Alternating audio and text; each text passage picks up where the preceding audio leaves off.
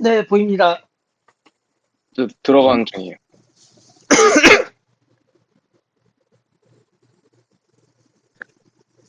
일단 저번 주랑 비교했을 때 거의 차이는 없을 것 같고요. 저번 주에 이쪽을 공부를 못 해가지고 아, 오늘 일단 발표한 거는 RCNN이고 이제 Object Detection이 발전하는 방향성이 크게 두 가지로 나뉘는데 이제 One Stage Detectors 해가지고 이제 모든 걸 한 번에 하는 이런 욜로부터 해서 이런 모델들이 있고 그리고 Two Stage Detector이라고 해서 Localization이랑 그리고 Classification을 이제 따로따로 하는 태스크를 따로 진행하는 그런 흐름이 있습니다. 그중에 이제 RCNN은 이제 Two Stage Detector에서 가장 첫 번째 나온 모델이고 2014년에 나온 논문입니다.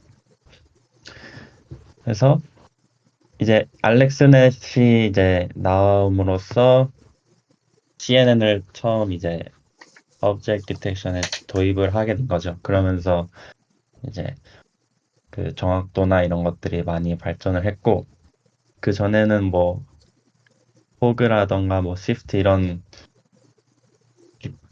기법 알고리즘 그런 게 있는 것 같은데 그거는 아직 자세하게는 공부를 못 해봤고 어쨌든 저희는 딥러닝이니까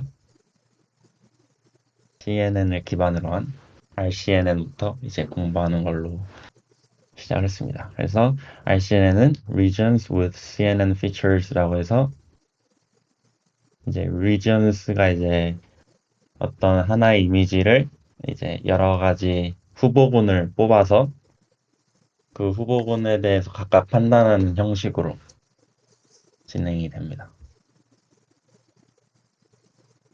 음,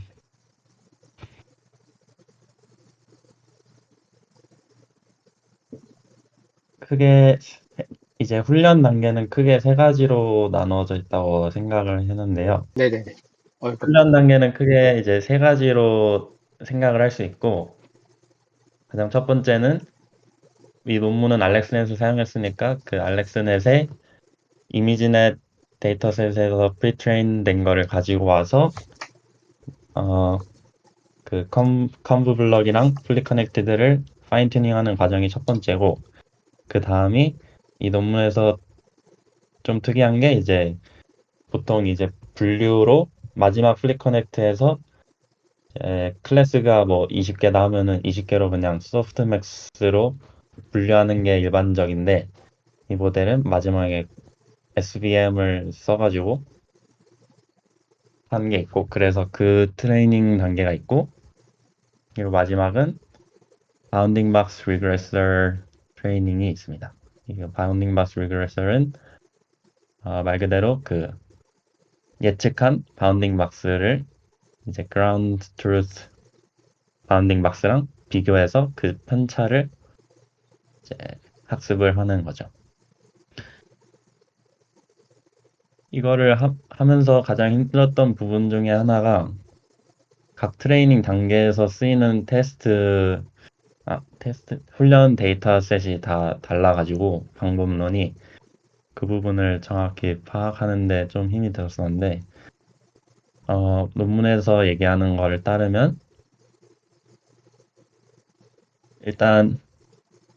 일단 CNN 아까 말했듯이 세 단계가 있는데 그 첫 번째 단계 CNN 파인 튜닝에서 쓰이는 데이터셋은 훈련셋은 어, 각 이미지 하나당 총 128개까지의 샘플 이미지를 뽑는다고 생각을 하시면 되는데 그중에 이제 32개가 positive 샘플이라고 해서 ground truth 이제 이미지 하나에 여러 가지의 ground truth 바운딩 박스가 있을 수 있잖아요. 그러면 그것들의 이제 IOU가 0.5 이상이 되는 그것들을 다 positive 샘플이라고 하고 32개가 넘어가면 그 중에서 그냥 32개 아무거나 뽑는 걸로 일단 구현을 했고 네거티브 샘플은 0.5 미만인 이것도 역시 랜덤으로 96가지 종류의. 그래서 비율이 1대 3인데 이렇게 한 이유는 아무래도 이제 전체적으로 이게 진행되는 방식이 어떻냐면 이미지 하나가 있으면 이 이미지에서 지금 여기 4개밖에 후보가 안 그려져 있지만 사실 거의 2,000개 가까이 되는 region proposal을 그러니까 후보군을 뽑아서 그걸 하는 건데 그러면은 물체는 당연히 현저히 떨어지니까 물체가 있는 바운딩 박스는 현저히 떨어지겠죠, 개수가. 그래서 그거를 최대한 반영했다고 생각하시면 됩니다. 그래서 네가티브 샘플이 많으니까 1대 3 비율로 가져가서 훈련을 시켰다고 생각을 하시면 되고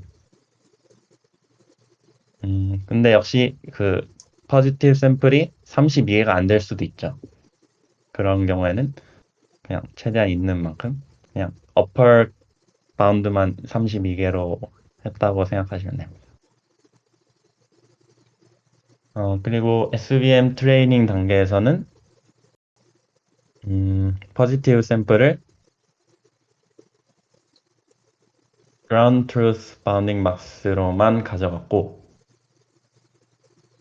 그러니까 개수가 훨씬 적겠죠. 32보다는. 그리고 네가티브 샘플은 IOU가 0.3 이하인 걸로만 가져갔습니다. 그리고 그 사이는 다 고려를 하지 않았다고 해요. 음,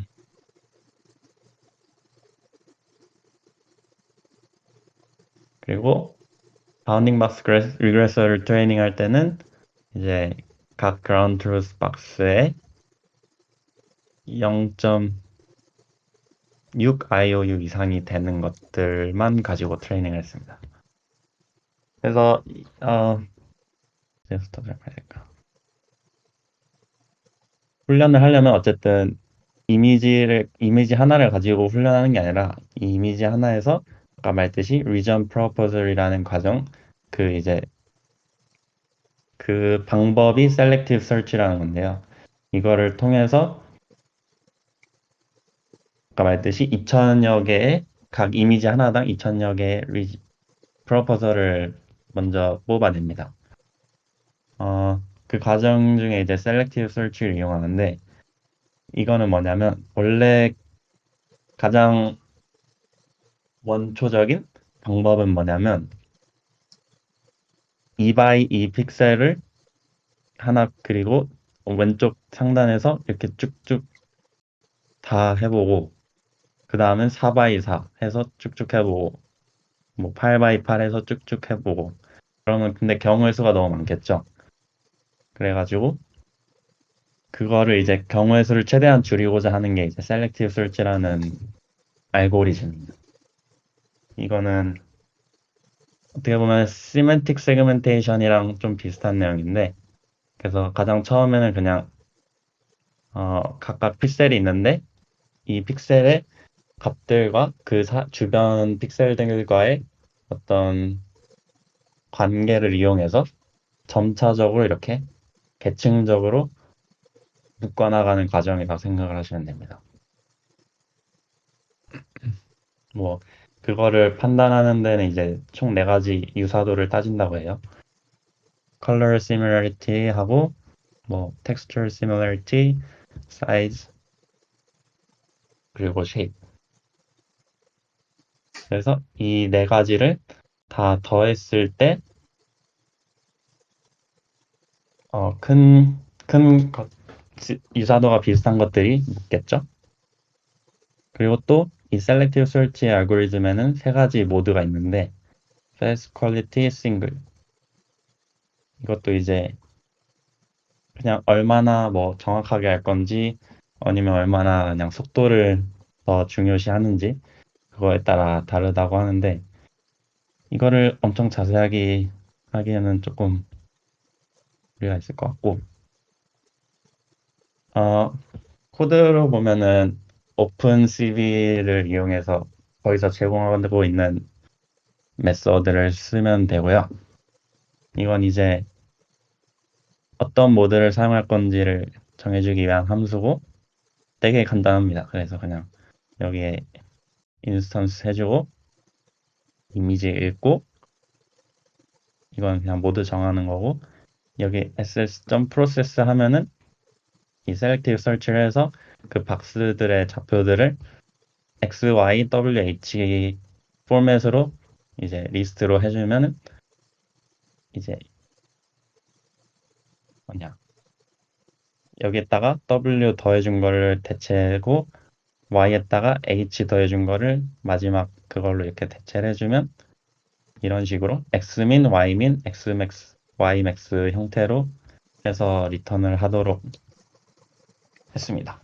저 질문이 하나 있어요. 네, 그 이 셀렉티브 서치 알고리즘을 써가지고 어쨌든 바운딩 박스를 제너레이션 하는 거잖아요.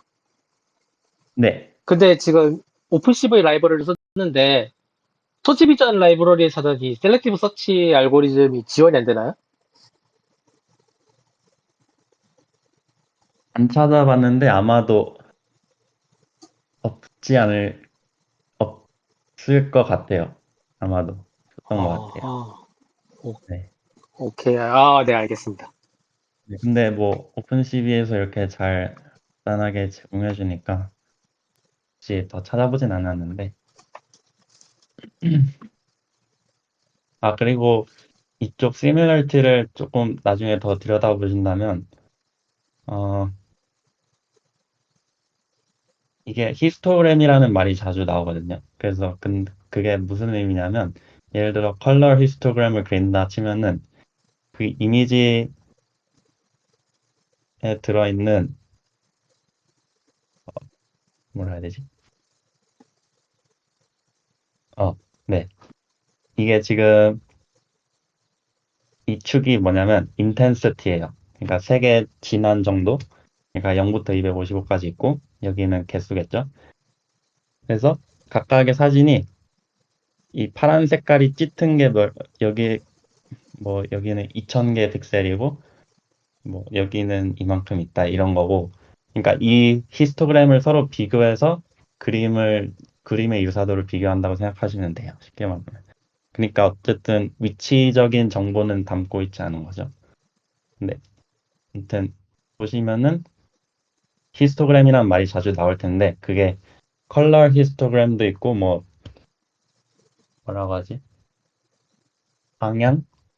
백, 뭐 아무튼 방향성에 대한 히스토그램도 있어가지고 그 엣지가 향하는 방향에 대한 걸로도 또 유사도를 비교하더라고요.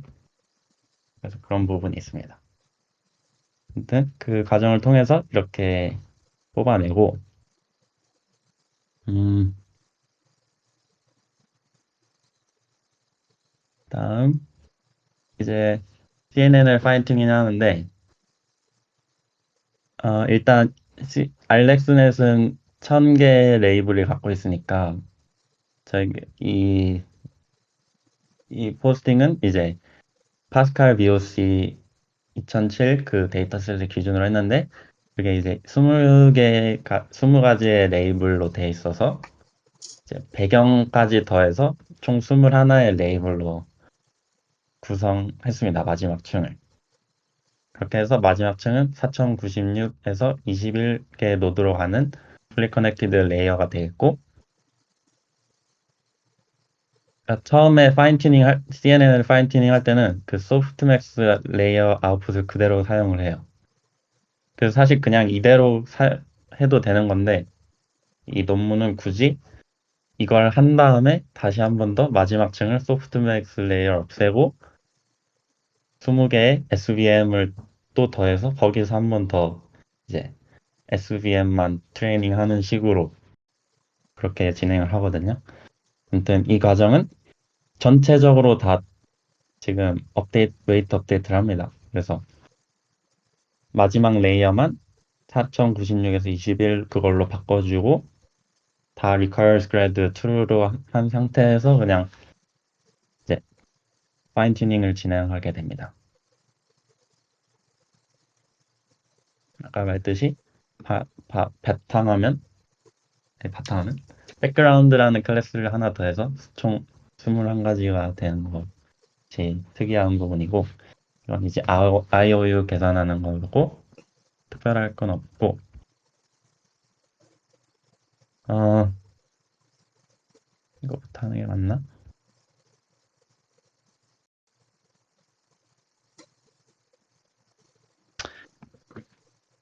이제 CNN 파인튜닝 했으면 그 다음에 이제 SVM을 트레이닝 하는데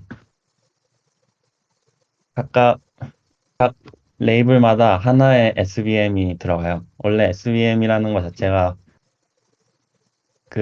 원래는 바이너리 클래스파이어이잖아요. 근데 이제 지금 같은 경우는 20개의 클래스가 있으니까 어떻게 20개의 클래스를 구분할 수 있도록 적용을 하냐 하면은 이 one versus rest 전략이 있습니다. OVR이라고 줄여서 많이 말하는데 이게 뭐냐면 예를 들어 20개는 너무 많으니까 일단 예시로 A, B, C, D 4개를 구분하고 싶다고 생각을 해보면 하나의 SVM 1번은 A vs 나머지를 판단하는 클래스파이어가 되는 거고 SVM2는 B vs 나머지 그거에 대한 이제 바이너리 클래스파이어에 한 점수를 매기는 거고 SVM3은 C vs 나머지 3개 D 네 번째는 마지막은 D vs 나머지 이런 식으로 해서 멀티 클래스 클래시피케이션을 할 수 있게 됩니다. SVM을 사용해서도 그러니까 총 20개의 SVM이 들어갈 테고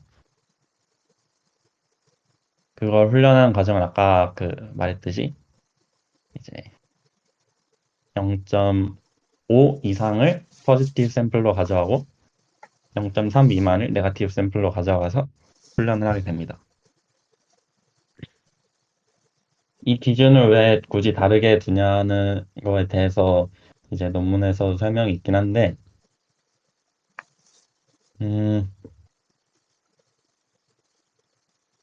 사실 어떻게 말하면 이건 좀 결과론적인 거라서 이 논문에서 말한 이거 다 나온 내용이거든요. 그래서 어떻게 말을 하냐면 처음에는 파인 튜닝이 포함되어 있지 않았다. 그러니까 CNN을 그대로 갖고 사용해서 마지막에 SVM만 추가해서 사용을 했었다고 해요. 근데 이제 IOU를 0.3 미만인 거랑 0.5 이상인 거를 아까 말했던 그 기준 그대로 사용해서 처음에 그걸로만 했었는데 그 다음에 나중에 이제 CNN을 파인 튜닝 해보고 나니 그 기준 그대로 0.3 미만은 네거티브로 가져가고 0.5 이상을 포지티브로 가져가 봤더니 오히려 결과가 더 안 좋았다. 그래서 그 기준을 0.5 이상 이하로 해줬더니 더 좋은 결과가 나왔다. 이런 거예요, 결국. 그러니까 결과론적인 얘기죠. 그래서 네. 그래서 여기 보시면 대략 30배 많은 포지티브 이그젬플을 갖고 있죠.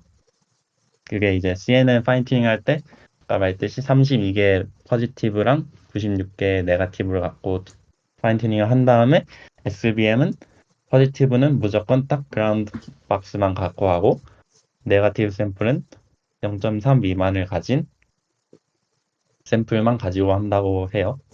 그러니까 그 차이는 아까 32 최대 32니까 그라운드 박스는 뭐 많아봤자 몇 개 안 되겠죠? 그러니까 대충 30배가 된다고 생각을 하시면 돼요.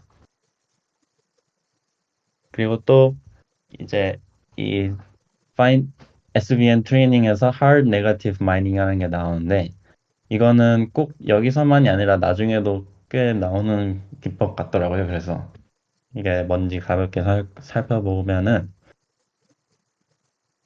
말 그대로 해석을 해보면 hard negative mining이라는 건 뭐 방산이라는 이렇게 하는 거고 어려운 네거티브 샘플을 채집한다 이런 뜻이에요. 그러니까 예를 들어 바이너리로 0, 1을 구분하는데 좀 애매한 것들이 있을 거 아니에요. 정답은 그러니까 마이너스 쪽에 가까운데 좀 애매한 그 경계 어딘가 있는 그런 것들을 이제 hard negative sample이라고 해요. 그런 것들을 위주로 뽑아서 다시 한번 훈련을 시키는 거를 hard negative mining이라는 기법이라고 부릅니다. 근데 이제 SVM 같은 경우는 저희가 그냥 하는 CNN처럼 데이터 몇 개 넣었다가 그 값 저장해서 또 그 다음에 또 다른 데이터 갖고 트레이닝하면 더 좋아지고 그런 게 아니라 이 scikit-learn의 그거를 API를 가지고 훈련하는데 한 번에 훈련을 해야 되거든요. 그래서 그걸 처음에 원본 훈련 데이터를 가지고 훈련을 한 번 하고 그 다음에 거기 기준에 대해서 또 hard negative 샘플들이 나오겠죠. 그럼 그거를 더해서 그 전체를 종합적으로 새롭게 다시 해야 됩니다. 그게 이제 CNN 그냥 일반적인 거랑 좀 훈련하는 방식의 차이가 있고, 물론 저는 이제 hard negative mining 하지 않았고요. 네. 그래서 여기 이제 이건 그냥 마지막 이제 그 층을 좀 그림으로 표현한 건데, 아까 말했듯이 이제 여기 알렉스넷이 앞에 있고 이제 fully connected로 나오면서 마지막엔 4096 차원으로 나오겠죠? 피처가. 그러면 그 다음에 이제 21개의 그 소프트맥스로 클래시파이어로 처음에 파인 튜닝을 했죠. 그 다음에 이제 이 21개를 없애는 거예요. 이거는 그냥 이쪽을 트레이닝하기 위한 도구였던 거고 이걸 없앤 다음에 이거를 마지막을 이제 SVM으로 이렇게 대체를 하는 겁니다. 그래서 2000개의 샘플 이렇게 있고 각각은 이제 4096 차원이겠죠. 그리고 4096 웨이트 받고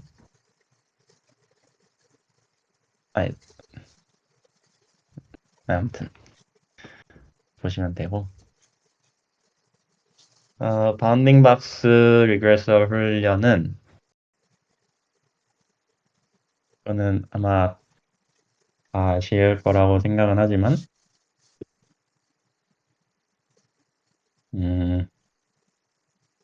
이 dx, dy는 이 p는 프로포저를 의미하는 거고요. 그러니까 그 이미지에서 뽑아낸 후보들을 말하는 겁니다. 그 후보의 센터 좌표의 x, y 좌표를 구한 거고 이거는 width랑 height를 구하는 식이고요.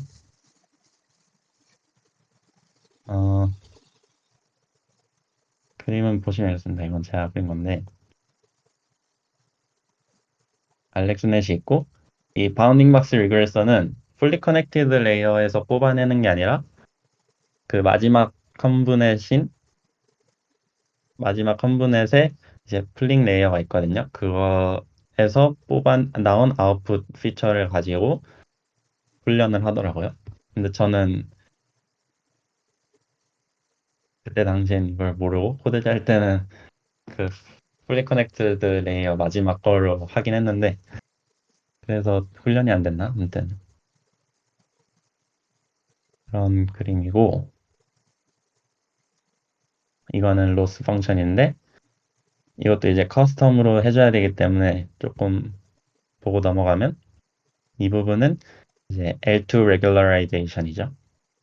이 웨이트의 놈 값을 제곱해 준 거를 이제 페널티로 주는 거죠. 로스에 더해줌으로써. 그래서 이건 L2 regularization에 해당하는 값이고 이 부분은 이게 이제 타겟 값이고 이게 prediction 값이니까 그거의 차의 제곱을 더한 거. 그러니까 MSE 로스를 표현한 거라고 보시면 됩니다. 그래서 이건 이제 로스 함수를 보시면 람다 regularization 이건 이제 이 람다 하이퍼 파라미터를 받는 거고 그래서 prediction하고 타겟의 MSE를 구한 다음에 이 각 파라미터들의 놈을 이제 제곱한 값을 더해주면 됩니다. 그거를 이제 람다 값에 곱해줘서 더하면 최종 로스가 나오겠죠. 그래서 최종적인 추론 단계는 제가 이런 식으로 그림을 표현해봤는데, 일단 이미지가 있겠죠. 인풋 이미지. 어떤 바운딩 박스를 구하고자 하는, 오브젝트 디텍션 하고자 하는 이미지가 있을 테고, 그거를 이제 프로포저를 셀렉티브 설치를 통해서 뭐 2000개의 사진을 뽑아내서 각각 하나하나를 이제 이 CNN에 통과한 다음에 그 아웃풋 피처를 이제 이 각각 SVM의 피처 4096개의 피처가 나오겠죠. 그러면 그거를 인풋으로 총 20개 SVM에 이렇게 넣어주면 그 SVM이 각각 펄스이냐 아니냐, 홀스냐 아니냐 이거로 다 점수를 내겠죠. 그렇게 했을 때 뭐다 하면 그 값이 가장 큰 게 이제 채택이 되는 거죠. 이게 이제 SVM에서 멀티 클래스를 구분하는 방식이고, 그 다음에 또 이 중간에 말씀드렸다시피 이제 풀 5 레이어를 지난 거에서 또 이거를 그 이미지를 통과시켜서 거기에서 나오는 훈련된 B박스 그 표준 편차를 좀 완화해주는 그 값들을 곱하면 이렇게 엄청 많은 그 프로포절이 나오겠죠. 거기서 이제 NMS라는 방식을 사용해서 그 바운딩 박스를 개수를 축소하는 겁니다. 이 NMS는 뭐냐면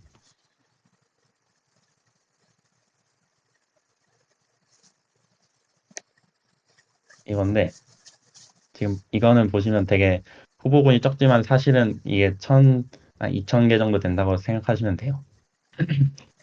근데 이제 지금은 이렇게만 생각을 해보면 그 원리가 뭐냐면, 어쨌든 원하는 건 뭐냐면 여기서 이제 최대한 축소를 하고자 하는 거예요. 이런 식으로. 근데 그 과정이 어떻게 되냐면, 일단 이 스코어를 먼저 각각 스코어를 보시면 가장 스코어가 높은 거를 하나 꼽아요. 그러면 이 불독을 감싸고 있는 이 바운딩 박스가 되겠죠. 그럼 이걸 하나 꼽은 다음에 이거랑 IOU가 0.5 이상 또는 그건 하이퍼 파라미터긴 한데 특정 IOU가 넘어가는 애들을 다 그냥 무시하는 거예요. 없애는 거예요. 왜냐하면 그거는 얘랑 같은 오브젝트를 가리킨다고 가정을 하는 거고, 스코어는 얘가 가장 높으니까, 왜냐하면 저희가 고른 게 가장 높은 스코어를 골랐으니까 그거를 빼고 다 제외해 주는 거죠. 그러면 얘 날라가고 이 노란 색깔 날라가겠죠. 그러면 이것만 남고 그 다음에 이제 가장 높은 스코어를 또 고르는 거예요. 그럼 얘가 남겠죠. 얘가 96%니까. 그 다음에 또 얘랑 IOU가 겹치는 게 큰 애들을 날리는 거예요. 그러면 이 빨간색하고 노란색이 날아가겠죠. 이 과정을 이제 반복하는 게 NMS입니다. 그 중에서도 Greedy NMS, 욕심 이런 뜻인데, 수도 코드는 이런데 방금 제가 말씀드린 그대로고, 이렇게 바운딩 박스 프로포절들이 있는 세트에서 그거랑 관련된 컨피던스 스코어, 그냥 이 점수라고 보시면 되고, 그 점수가 있는데 initialize list D, 그러니까 이거 D가 이제 저희가 마지막으로 원하는 최종 결과값이 있는 세트고, 그건 이제 처음에 공집합으로 놓고, 이제 이 B는 모든 프로포절에 해당하는 그 바운딩 박스 세트를 나타내는데, 얘가 완전히 비어질 때까지 뭐를 반복하냐면 가장 높은 점수를 가진 그 박스 하나를 꼽아서 그 박스 빼고 모든 박스들과 IO를 계산해서 어떤 threshold를 그 어떤 인계값 그거를 넘었을 때 이 세트에서 제외하고, 네, 그거예요. 그래서 이걸 그냥 반복하는 겁니다. 아까 예시로 설명드린 게 훨씬 이해가 편하실 거라고 생각하고, 그럼 이렇게 했을 때 문제점은 사실 어, 되게 좋은데 이거는 간단하고 효과적이어서 좋긴 해요. 그렇지만 너무 어그레시브하다. 그리고 threshold가 부정돼 있다. 왜 어그레시브하다고 하냐면, 만약에 여기 개가 두 마리가 나란히 있었으면 얘가 이렇게 있고 하나가 있고 여기 또 하나가 있겠죠. 그러면 IOU가 상당히 겹치니까 얘가 제거가 될 거란 말이에요. 그러니까 이렇게 탈락시키는 경우가 많아져요. 그래서 같이 붙어 있는 오브젝트를 좀 잘 인식 못하는 게 되는 거죠. 그래서 이게 이제 greedy NMS의 단점 중 하나고, 그리고 이 threshold도 하나로만 정해져 있다는 게 사실상 좋진 않죠. 그래서 이제 그 후에 또 사용하는 게 soft NMX라는 건데, 이거는 이걸 그냥 탈락시키는 게 아니라 그 IOU가 겹치는 애들에 대해서 그것만큼 페널티를 준다고 해요, 스코어에. 그런 식으로 한다고 하는데, 그거는 어쨌든 이 논문에서 쓰인 건 아니니까 그 정도만 하고 넘어가고. 네, 그래서 이게 전체적인 과정입니다. 아까 추론으로 넘어오면 여기서 바운딩 박스를 다 수정을 해준 다음에 거기서 이제 그 수많은 바운딩 박스들을 대해서 NMS를 적용해서 총 이렇게 마지막으로 오브젝트를 디텍션하는, 그게 이제 추론 단계가 됩니다. 코드를 너무 가독성이 안 좋게 아마 코딩을 해가지고 어, 보시면 이 parse XML, 이건 이제 상우님 블로그에서 쓰였던 것 그대로 비슷하게 썼고요. 어쨌든 똑같은 데이터셋이어가지고 커스텀 데이터셋을 제가 이거에서 총 3개를 만들었어요. 근데 아마 이게 더 좋은 방법이 있을 것 같긴 한데, 제가 그렇게 한 이유가 아까 이거 처음에 말씀드렸다시피 각각의 사용하는 데이터셋이 다 달라요. 트레인 데이터셋에 대한 그 후보를 정하는 방법론이 다 달라가지고 그거에 대해서 다 다르게 해주다 보니까, 어떻게 하다 보니까 커스텀 데이터셋을 거의 다 비슷하지만 조금 다르게 이제 3가지로 해야 됐었는데, 이걸 어떻게 통일하는 방법은 있을지 모르겠네요. 그래서 보시면 제 get 아이템 이거 메서드를 해줘야겠죠? 그러면 이미지는 그냥 이걸로 하고 그 이렇게 parse를 해가지고 레이블을 그 사진이 갖고 있는 GT 바운딩 박스에 레이블을 다 구해준 다음에 그거에 대해서 이제 프로포저를 뽑아내는 거예요. 그걸 이제 따로 함수화를 하면은 이렇게 되는데, 그래서 이게 일주일이 지나가지고 다시 보려니까 조금 헷갈리긴 해가지고 아마 제 개인적으로 보시는 게 더 좋을 거라는 생각이 들고, 그냥 좀 하이 레벨로만 이렇게 설명을 해드리는 게 나을 것 같아요. 지금은 일일이 라인 바이 라인 하기보다는. 그래서 어쨌든 이거는 이 파인 튜닝 하는 거에 대한 커스텀 데이터셋이고요. 그래서 아까 처음에도 말씀드렸다시피 총 32개의 포지티브랑 96개의 네거티브를 뽑는 게 목적이에요. 그래서 그걸 하는 과정이고, 그렇게 해서 이제 타겟을 이 딕셔너리 형태로 리턴하게 됩니다. 그래서 이 박시스라는 키는 그 박스들의 좌표 값들을 갖고 있는 키이고, 이거는 말 그대로 레이블들을 갖고 있는 키입니다.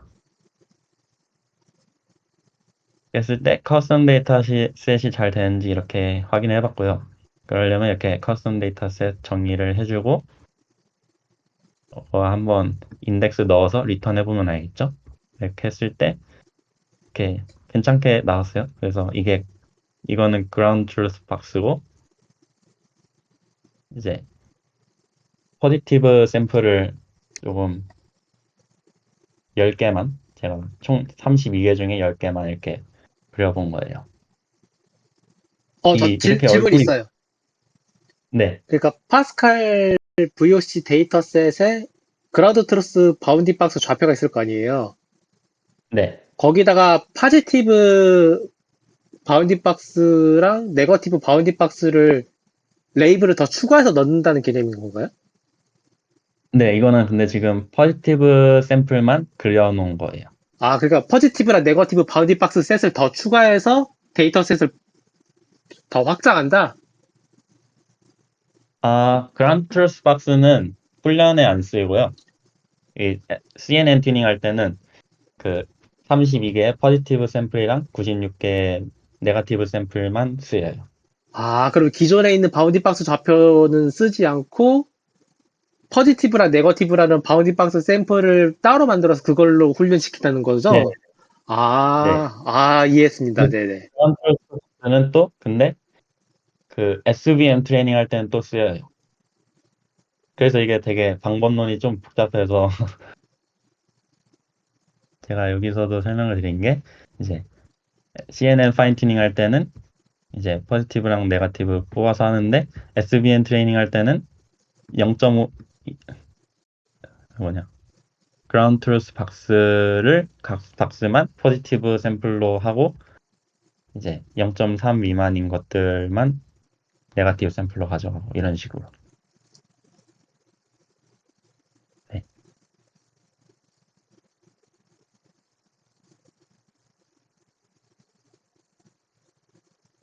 그래서 제가 여기서 말하려고 한 거는 이 사람들 얼굴이 파랗게 나오는 게 왜 그런지 모르겠는데 아마 이게 제가 이거를 오픈 CV로 읽은 다음에 맵플럿으로 해서 찍어서 그런가 아마 아, 이유를 생각은 안 해보긴 이거 그 했는데 BGR2 RGB 하면 돼요. 네, 그거 RGB 오픈CV가 RGB를 안 받고 순서가 바뀌어서 그 조사해봤을 때 그 오픈CV 만든 사람이 내 맘대로 할 거다 이런 식으로 해서 했던 거라서 그러니까 바꿔줘요. 오픈 CV는 블루, 그린, 레드 순이고요. 네. 텐서는 이제 레드, 그린, 블루거든요. 그래가지고 그 CVT 컬러하고 BGR2 RGB였나? 그거를 해줘야만 지금 얼굴 사진이 이제 네. 파란색으로 나오는 그 원래 살색으로 바뀔 거예요. 네. 그럼 여기다가 밑에 추가하면 되겠네요. 뽑아봤고 보시면 레이블도 잘 돼 있죠?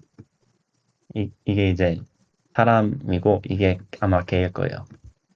그리고 이거는 21은 그냥 제가 랜덤으로 설정한 백그라운드에 대한 레이블이고 그래서 데이터 로더 하고 이거는 트랜스폼 하고 이제 트레인 펑션인데 이것도 이제 조금 다른 게 그러니까 이미지 하나만 가지고도 거기에서 128개 후보가 나와버리니까 배치 사이즈를 1로 가져가서 보시면 어디지? 배치 사이즈 1. 네, 여기 보시면 배치 사이즈 1로 가져가서 이거를 이제 데이터 로더에서 하나를 가져오면 배치 사이즈가 1이니까 이미지 하나랑 그거에 대한 프로포저들에 대한 그 아까 말했던 바운딩 박스랑 레이블 딕셔너리가 나올 거 아니에요. 그러면 그거에 대해서 다시 for loop를 해서 그제서야 이제 저희가 기존에 하는 그런 식의 프레임워크를 적용해서 트레인 펑션을 구성했다고 보시면 됩니다. 그래서 이렇게 되고 네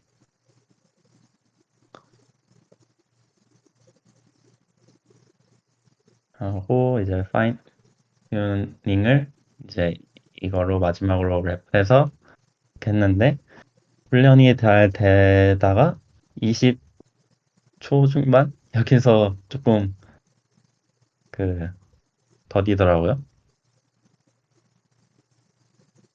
상당히 의아하긴 한데 일단은 뭐 여기까지만 했고 이거는 그냥 저장한 거고 그 다음 이제 이게 음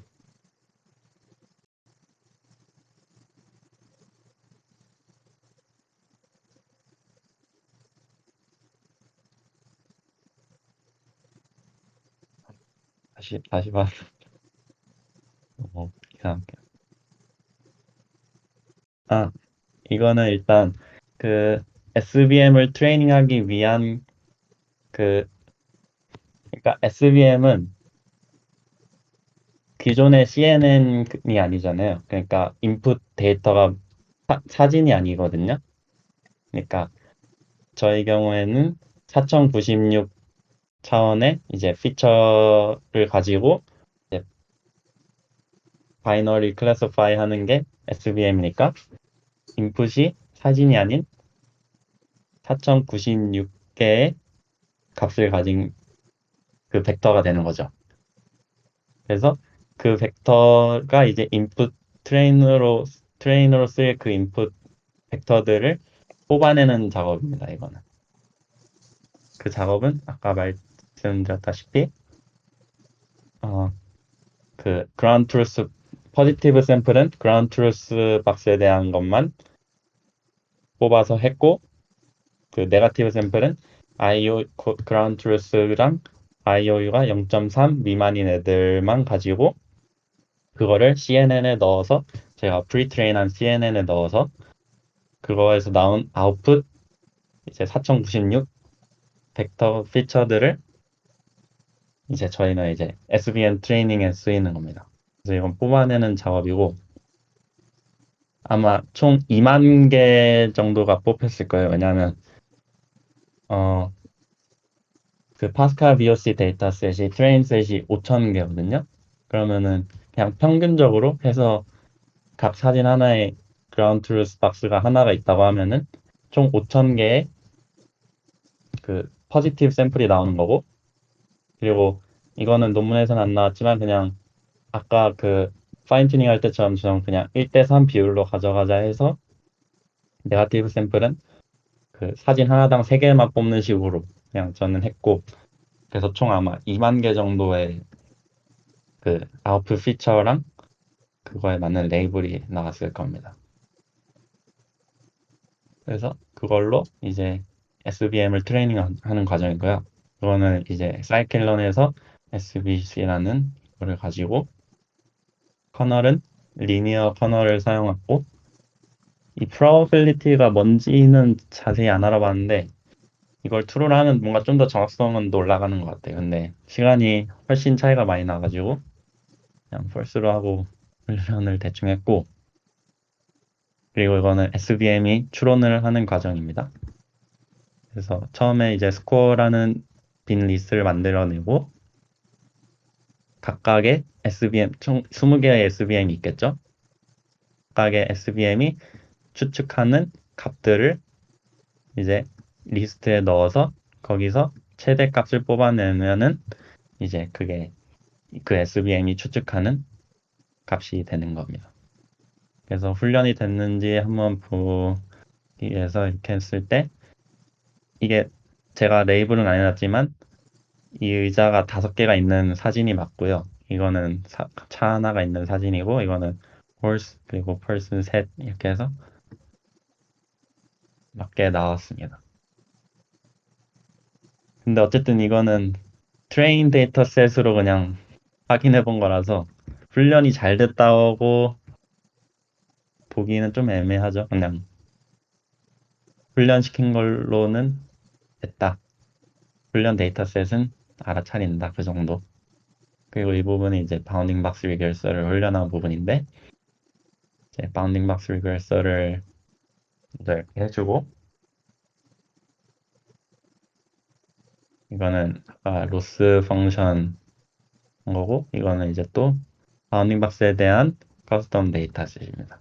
이것도 굳이 또 따로 만들어진 이유가 아까 말했듯이 그 기준이 또 달라요.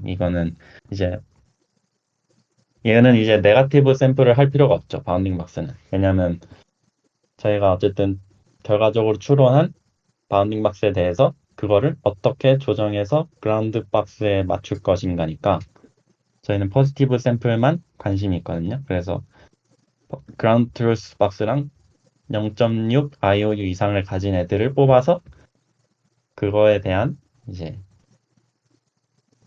편차를 훈련시킨다고 생각하시면 됩니다.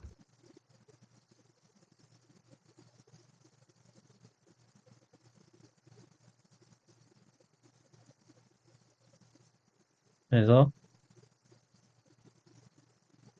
아, 눈에 안 들어오네요. 코드가 제가 했지만 그래서 이렇게 했고 이거 훈련을 해봤는데 로스 값이 안 줄어요. 그래서 뭐가 잘못된지는 더 파보진 않았습니다. 근데 이거는 뭐냐면 이제 커스텀 데이터셋이 잘 작동했는지 그래서 이제 이게 그라운드 트루스 박스거든요. 그러면은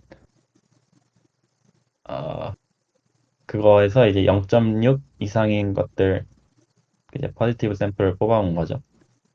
그래서 다 이렇게 뽑아내는 걸 볼 수 있는데 얘에 대해서는 또 안 뽑더라고요.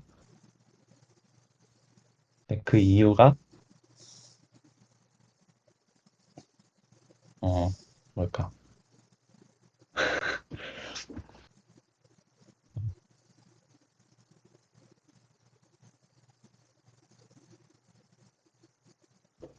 아무튼 일단 이런 식으로 했고 훈련을 했지만 바운딩 박스는 훈련이 안 됐고 저의 인퍼런스 펑션에서는 바운딩 박스 그거를 조정을 적용하지 않았습니다.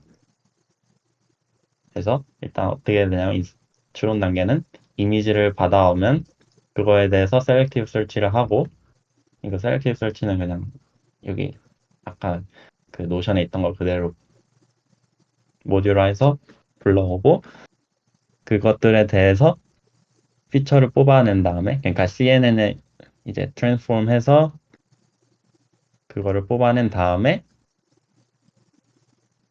그거에 대해서 스코어를 매겨서 스코어를 매깁니다. 그 다음에 이제 NMS를 적용해서 그 박스들을 개수를 줄여나가는 그 과정이라고 보시면 됩니다. 그 NMS는 파이토치에서 제공하는 그게 있어요. 메소드가 어디냐 여기 NMS torchvision.ops 에서 제공하는 게 있던데 이걸 적용을 해도 바운딩 박스가 엄청 많이 나오더라고요. 지금 이건 많이 줄인 건데 그 논문에서 어떤 방법론으로 줄인 건데 그거 안 하면 진짜 엄청 많아요. 한 900개 나오더라고요. 그래서 이 NMS가 어떤 식으로 소스 코드가 짜있는지는 모르겠는데 이 논문에서 하고자 했던 그 NMS는 아닌 것 같아요. 그래서 이거를 해봤는데 아닌 것 같아서 NMS는 그냥 따로 이렇게 함수를 해서 오늘 이제 발표 전에 테스트를 해보려고 했는데 갑자기 이제 제 코드가 안 돌아가더라고요. 이게 그러니까 뭐가 오류가 난 게 아니라 여기 세 번째 셀부터 막혀요, 갑자기. 그래서 제가 이렇게 캐시도 지워보고 갈비지 컬렉트도 다 해봤는데 저번에도 한 번 이랬었는데 이렇게 했었는데 고쳐져가지고 될 줄 알았는데 여기서 안 돌아가더라고요, 이게. 그래서 그거는 조금 손을 봐야 될 것 같고 아무튼 이게 이제 그리드 NMS를 한 겁니다. 이거는 그 수도 코드 보시면 똑같아요.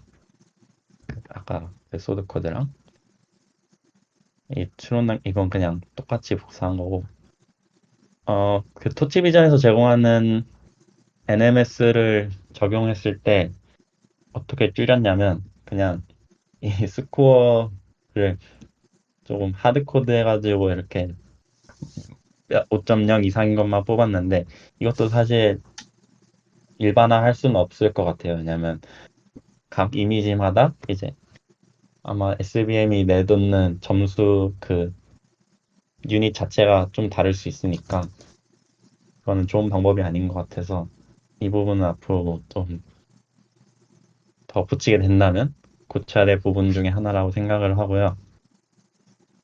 네, 그래서 이게 답니다. 이게 이렇게 끝냈고 앞으로 더 보완을 하게 될진 모르겠네요. 혹시 질문 있으신가요? 토치 비전에서 제공되는 NMS는 그 인자값은 2개 넣는 거 맞죠? 네. 어, 인자값은 음, 네. 이게 이제 그 박스 리스트랑 그 각각의 점수 리스트. 근데 이것도 조금 다른 게 원래 이 컨피던스 스코어는 그 이 논문에서 하는 그 SVM에 대한 점수가 아니거든요. 그냥 SVM 이 방법론에 따르면 각 사진 하나당 그 값 20개가 나오게 되잖아요. 그 SVM이 20개니까 그 사진 하나당 이제 사- 점수 20개가 나오는 건데 그 중에서 아마 최고를 골라서 하는 방식으로 저는 했어요. 네. 클래시피케이션 했을 때 결과값이 20개가 나오면 그 중에 이제 아그넥스에서 가장 높은 값으로 선정했다라는 것이죠? 네네. 음, 그게 이제 토치 맥스 써서 했었는데. 네. 이게 따지고 보면은 모델을 2번 훈련시켜야 되는 거네요?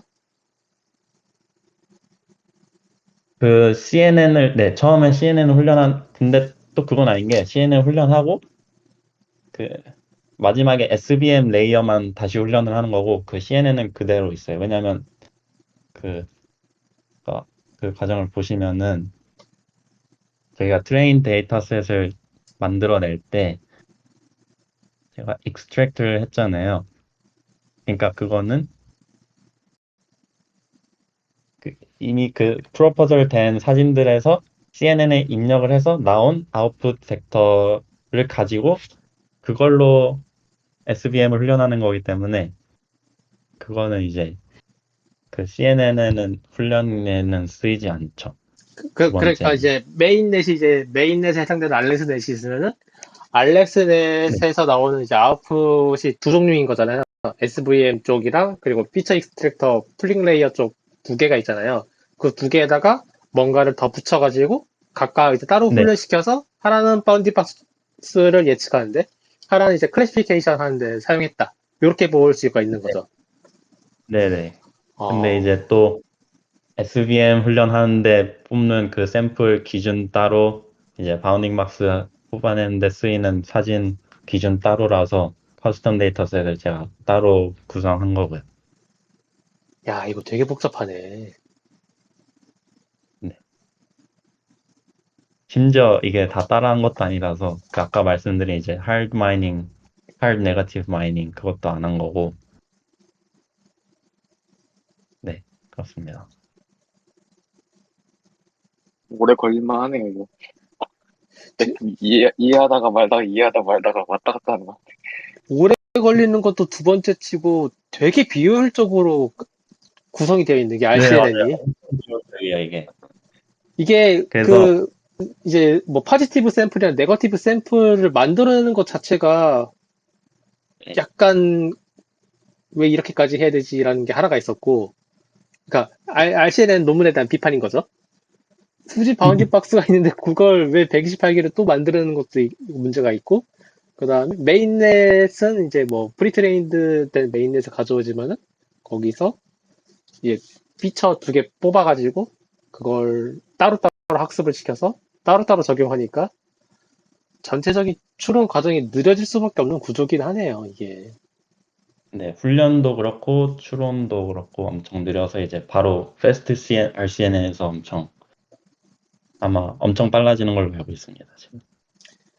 그리고 이게 딱 보니까 초기 모델이라서 그런지 CV 라이브러리 쓴 것도 아마 후기 모델에서는 CV 라이브러리를 이제 안 쓰는 식으로 진화가 됐을 거예요. 그러니까 그 이미지에 대한 처리를 하잖아요.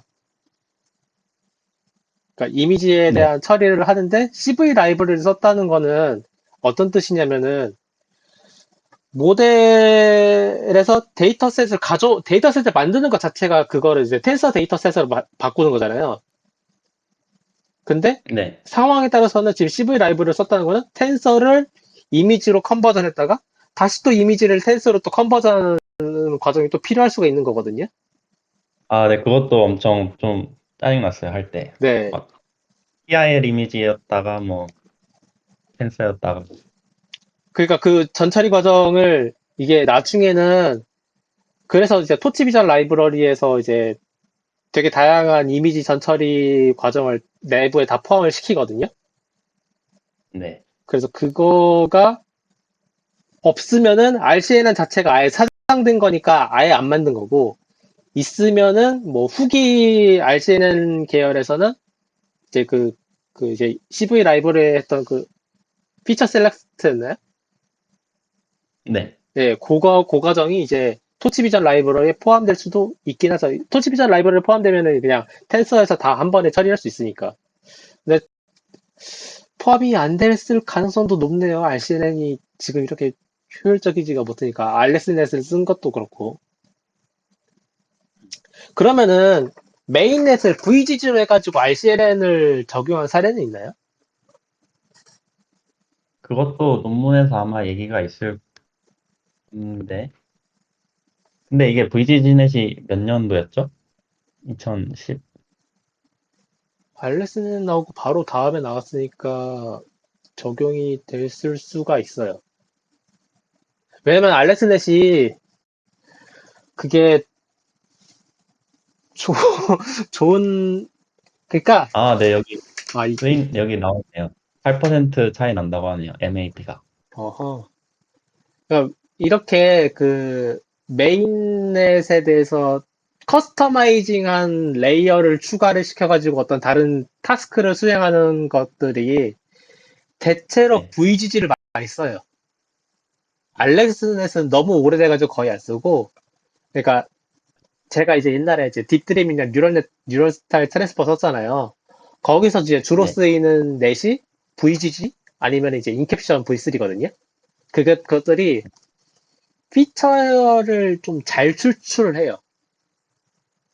그러니까 음, 피처를 추출했었을 때 제가 그 덴스넷으로 그 이제 메인넷을 써보고 뭐 다른 뭐 레지넷이나 그런 걸로 메인넷 써봤을 때 어쨌든 출력된 그 어쨌든 중간 레이어의 피처를 추출해가지고 그거 가지고 뭔가 어쩌고 저쩌고 해가지고 어떤 타스크에 적합한 모델을 만들어내잖아요.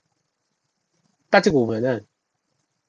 네. 그게 VGG랑 인캡션 V3가 가장 좀 잘 되는 모델이긴 했었어요. 인셉션이 훨씬 가볍지 않아요, 근데. 그래서 좀 쓰려고 하면은, 근데 또 구조는 훨씬 복잡하고 하니까, VGG넷이 엄청 심플하긴 하잖아요. VGG이 심플한데 무겁고 인캡션 V3가 가볍지만 복잡한 게 있죠. 네. 오, 그것도 한번 고려해볼 만하긴 하네요. 아, 그래서 여기 카페 모델 썼다고 해가지고 그것 때문에 고생을 했겠네요. 아, 뭐, 일단, 레퍼런스 할 거 자체가 거의 없으니까, 이제 GPT로만 공부를 해야 되는 그거였어가지고. 고생하셨습니다. 야, 이거 진짜 힘들었겠네. 감사합니다.